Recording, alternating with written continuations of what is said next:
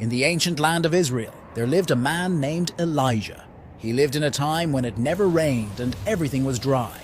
Rivers dried up, crops withered, and the earth cracked under the scorching sun. People were worried, but Elijah believed that God would help them. Elijah lived by a little brook called Cherith because God told him to go there and hide from King Ahab and his queen, Jezebel, who led the people to worship false gods. Every day, black ravens brought Elijah bread and meat so he could survive far from the city. This was a special way God took care of Elijah. But soon the brook dried up too, so God sent Elijah to a town called Zarephath.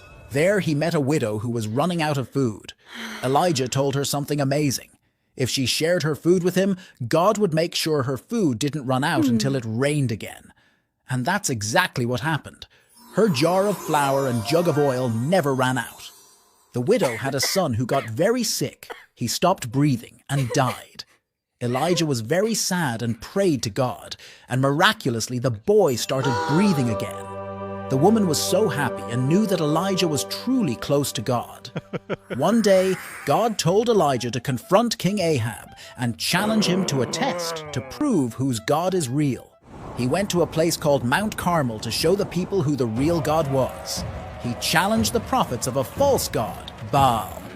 They both would sacrifice a bull on an altar, but they wouldn't start the fire themselves. Instead, they would ask their gods to do it.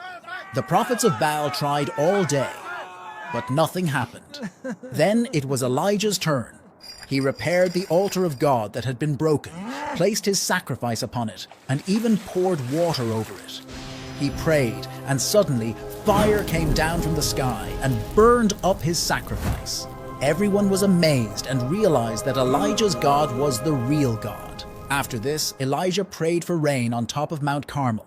A tiny cloud grew bigger and bigger.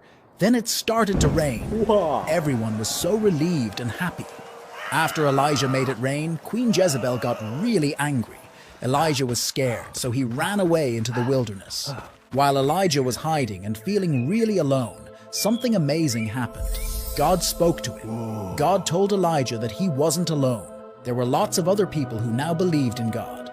This made Elijah feel much better. God also told him about new things to do and about a man named Elisha who would help him and one day be his successor. One day when he was with Elisha, a fiery chariot with fiery horses came and took Elijah right up to heaven. Elijah's journey was filled with miracles and the power of God. It teaches us about having faith and trusting in God, even when things seem really tough.